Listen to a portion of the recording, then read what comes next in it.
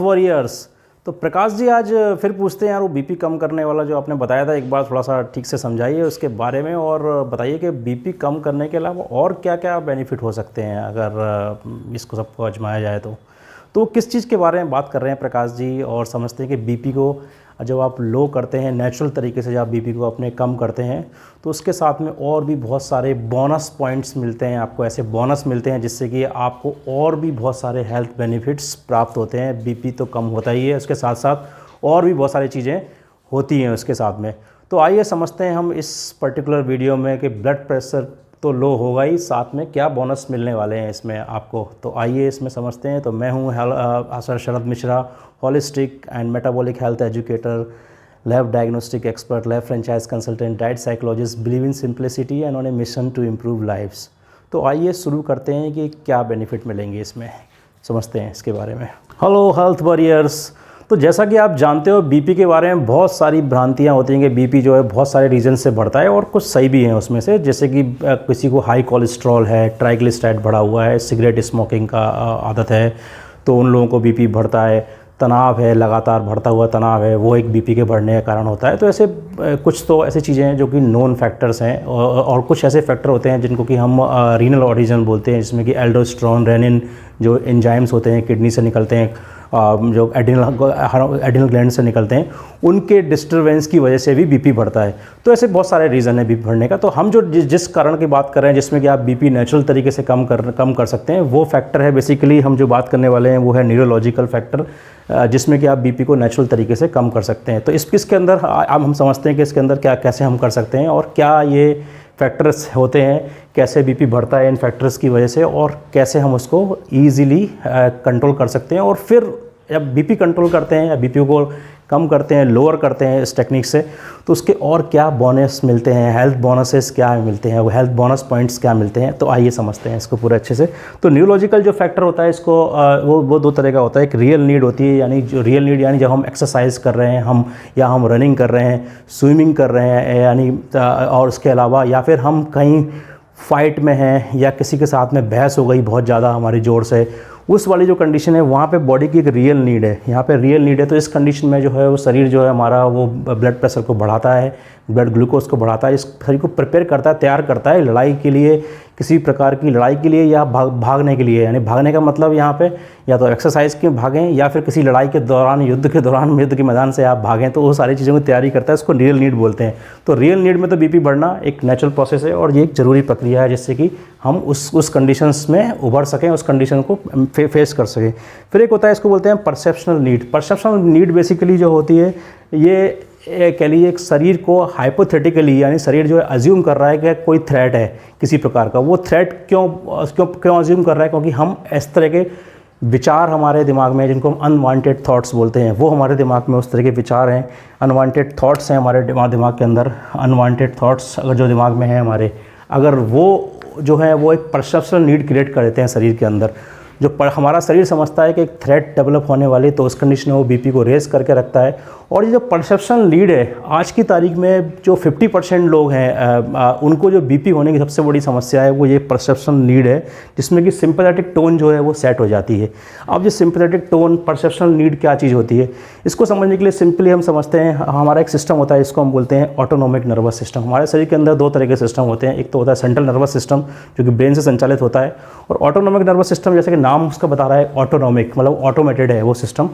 वो बहुत सारी चीज़ों में इन्वॉल्व रहता है वो सिस्टम, जो हमारे ऐसे फंक्शंस जो कि हम खुद नहीं कर सकते, जिसमें जैसे कि मैं हाथ से एक पेन को पकड़ा हूँ, तो इस तरह के जो फंक्शन है ये हम खुद कर सकते हैं, या मैं पॉइंटर को यहाँ ले जा रहा हूँ या अपने हाथ से इसको बता रहा हूँ, तो ये हम खुद कर सकते हैं। लेकिन ऐसी बहुत सी एक्टिविटीज़ जो हम इस तरह से कंट्रोल नहीं करते, उनको हमारा ऑटोनॉमिक नर्वस सिस्टम कंट्रोल करता है। वो बेसिकली दो तरह से दो प्रकार का होता है। एक को हम बोलते हैं सिंपैथेटिक नर्वस सिस्टम और एक को बोलते हैं हम पैरासिम्पैथेटिक नर्वस सिस्टम। तो सिंपैथेटिक जो नर्वस सिस्टम होता है ये बेसिकली शरीर को तैयार करता है फाइट और फ्लाइट के लिए।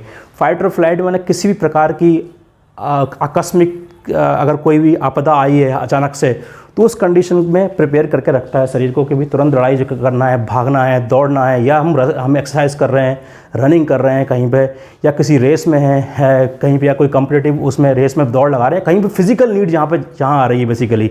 तो फिजिकल नीड जहाँ पर भी ज़रूरत पड़ रही है उस कंडीशन में इस सिस्टम का रोल होता है, सिंपैथेटिक सिस्टम का, जो ये हमारे शरीर को ये बढ़ जाता है। सिंपैथेटिक सिस्टम जो है ये एक्टिवेट हो जाता है और ये हमारा बीपी को इंक्रीज़ करता है। बीपी के इंक्रीज़ के साथ साथ ये बहुत सारे चीज़ें भी करता है। जब ये बीपी इंक्रीज़ करता है तो मसल्स और हार्ट के पास जो है वो ब्लड का फ्लो बढ़ा देता है स्पेशली, लेकिन बाकी जितने भी ऑर्गन्स हैं वहाँ से ये ब्लड की जो फ्लो है उसकी टोटी को बंद करता जाता है।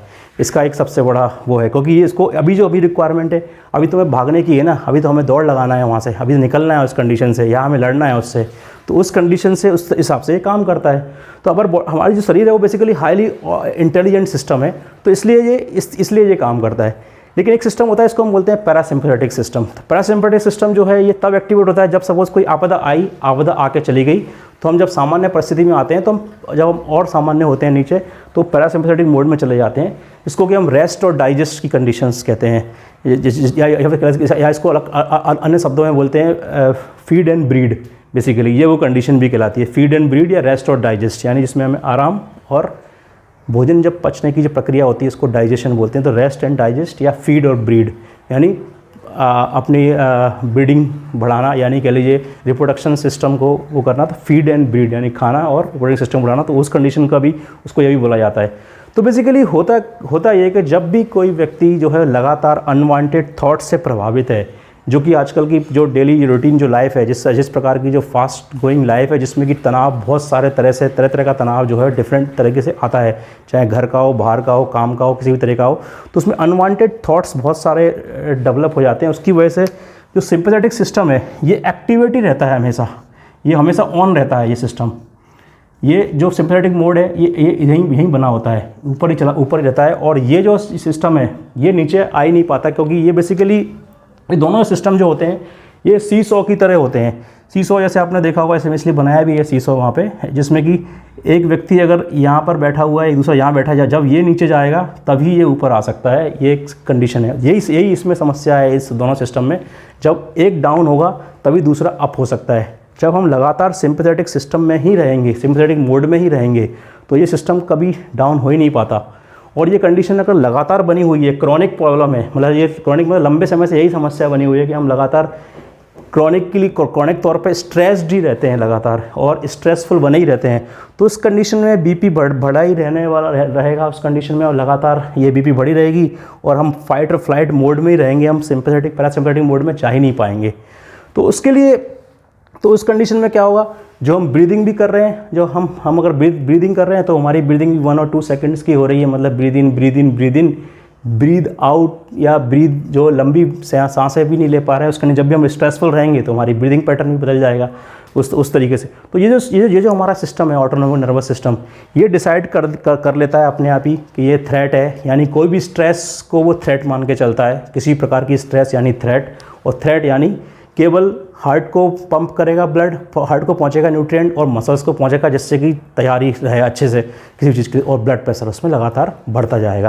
तो इस कंडीशन से उबरना कैसे इससे बाहर निकलना है उसको समझिए। तो उसको समझने के लिए ब्रीदिंग को समझिए। ब्रीदिंग की जो प्रक्रिया होती है वो इंस्पिरेशन यानी सांस को अंदर लेना और सांस को बाहर छोड़ना, ये इसके ऊपर डिपेंड करती है।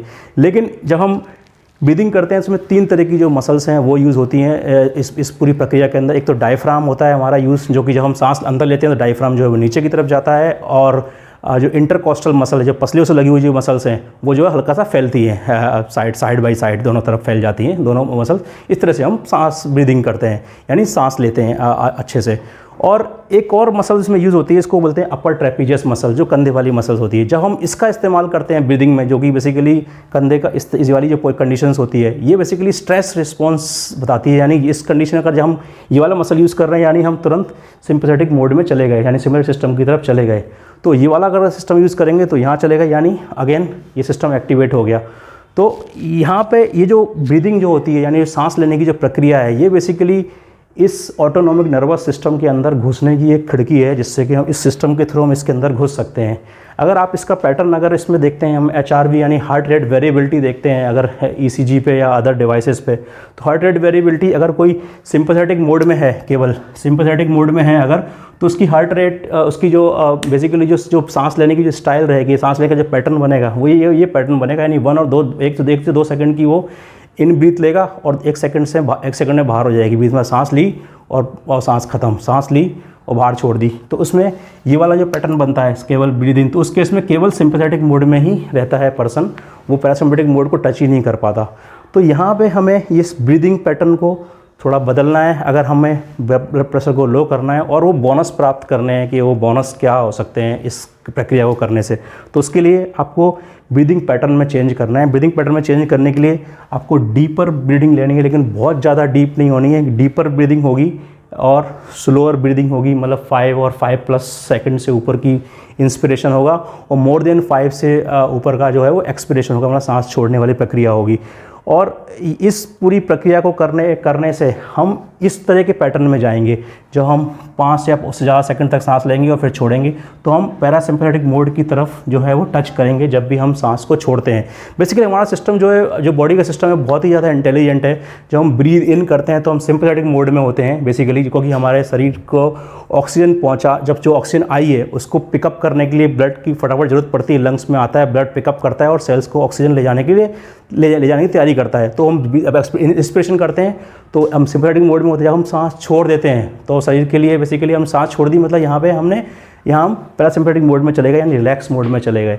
तो ये जो प्रक्रिया को अगर आप लगातार करते हैं और इसमें आप अगर अपना लगातार करके इसको अच्छे से करते हैं इस पूरी प्रोसेस को, और ये कोई बहुत ज़्यादा जटिल प्रक्रिया है नहीं, बहुत आसान प्रक्रिया है, सिंपल। जैसे आप सांस लेते हैं नॉर्मल तरीके से वैसे ही सांस लेना है। कंधों को आपको सामान्य तरीके से रखना है, उचकाना नहीं है किसी भी तरह सांस लेते समय, और सिंपल सांस लेनी है। 5 से 10 सेकंड, 5 से 8 सेकंड तक अंदर की सांस लेनी है अंदर की तरफ, और फिर उतना ही लंबा थोड़ा सांस को थोड़ा धीमे से बाहर छोड़ना है और बहुत ही स्लोली करना है। इसको बहुत तेज़ी से नहीं करना है और बहुत आसानी से धीमे धीमे करना है। जितना आप आसानी से जितना स्लोली करेंगे पता भी ना चले कि आप सांस ले रहे हैं या छोड़ रहे हैं।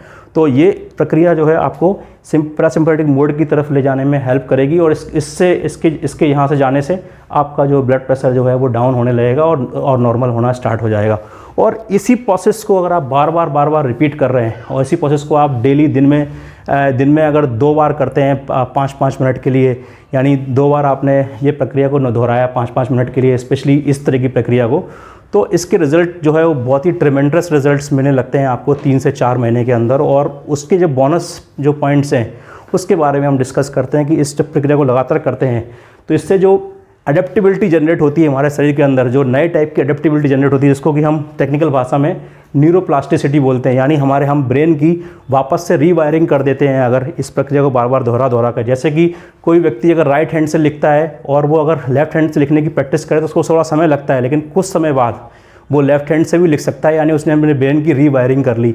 तो वैसे ही सेम प्रक्रिया यहाँ पे यूज़ होती है जब हम इस तरह के ब्रीदिंग पैटर्न को अपना लेते हैं अपने day to day lifestyle में, तो उसके फिर बहुत सारे बेनिफिट आपको मिलने लगते हैं, बहुत सारे बोनस पॉइंट मिलने लगते हैं जिसकी हम बात कर रहे हैं। तो वो बोनस पॉइंट्स क्या चीज़ें हैं? वो बोनस पॉइंट्स होते हैं, सबसे पहला बोनस पॉइंट उसमें आता है वो कॉर्टिसोल का कम होना, यानी जब इस तरह की प्रक्रिया में आते हैं कॉर्टिसोल रिड्यूस होगा, तो इससे क्या होगा कि ओवरऑल स्ट्रेस जो बेसिकली कॉर्टिसोल जो है वो स्ट्रेस के रिस्पॉन्स से निकलता है, तो ओवरऑल स्ट्रेस कम होगा। कॉर्टिसोल कम होने से ग्रोथ हार्मोन की जो मात्रा है वो बढ़ेगी, और अगर किसी के शरीर में इंसुलिन रेजिस्टेंस है तो वो भी रिड्यूस होगा, यानी इंसुलिन सेंसिटिविटी बढ़ जाएगी। डाइजेशन जो है वो आपका इम्प्रूव होगा अगर आप इस मोड में इसको लगातार अपनाते हैं, यानी आपकी पाचन संबंधी कोई समस्याएं हैं तो वो भी आपकी इससे सॉर्ट आउट होना स्टार्ट हो जाएंगी, वो होने लगेंगी। उसके अलावा इम्यून फंक्शन जो है वो इम्प्रूव होगा, क्योंकि बॉडी जो है उस कंडीशन में आपकी इम्यूनिटी के ऊपर भी काम करेगी ना संगी संग। जब बॉडी जो रेस्ट और डाइजेस्ट के मोड में होगी, यानी पैरासिम्पैथेटिक मोड में होगी, तो इम्यून सिस्टम भी आपका ऑटोमेटिकली इम्प्रूव होगा। जो आपको बार बार सर्दी जुकाम खांसी इस तरह कुछ समस्याएं होती हैं जो उनमें भी आपको राहत मिलेगी। किसी भी प्रकार की हीलिंग है, हर कोई चोट है उसकी हीलिंग की प्रोसेस जो है वो इम्प्रूव होगी इस कंडीशंस में। फर्टिलिटी जो है वो इम्प्रूव होगी, किसी को फर्टिलिटी की इशू है, इनफर्टिलिटी की समस्याएं आ रही हैं, क्योंकि इसको पैरासिम्पैथेटिक मोड को basically feed and breed mode भी कहते हैं। तो फीड एंड ब्रीड मोड से मतलब है कि फर्टिलिटी भी इम्प्रूव होती है इस कंडीशन में, यानी आप फर्टिलिटी के लिए टाइम मिलेगा बॉडी को उसको रिपेयर करने के लिए, हार्मोन को रीसेट करने के लिए, सब प्रकार के, जिससे कि फर्टिलिटी इंप्रूव होती है। हाइड्रोसिस एक कंडीशन होती है जिसमें कि लोगों के हाथ में पसीने आते हैं बहुत बार, तो जो हाइड्रोसिस की जो समस्या है उस कंडीशन में भी काफ़ी इम्प्रूवमेंट मिलता है जब आप सिर्फ पैरासिम्पैथिक मोड की तरफ ले जाते हैं, इस प्रक्रिया को बार बार दोहरा के। तो ये एक बोनस पॉइंट है जो कि आपको एक ओवरऑल हेल्थ बेनिफिट का एडवांटेज देते हैं। तो मैं समझता हूँ प्रकाश जी आप समझ गए होंगे कि अकेले बीपी कम नहीं होता है, इसमें बहुत सारे हेल्थ पॉइंट्स बेनिफिट्स भी मिलते हैं। तो मैं समझता हूँ आप सभी लोग इस बात को समझ गए होंगे। अगर समझ गए हैं तो इस चैनल को सब्सक्राइब करें, लाइक करें, शेयर करें और ज़्यादातर लोगों को पहुँचाएँ, इससे वो भी जान सकेंगे इस प्रकार की प्रक्रियाओं से बीपी कम करने के साथ में बहुत सारे हेल्थ बेनिफिट्स भी प्राप्त किए जा सकते हैं।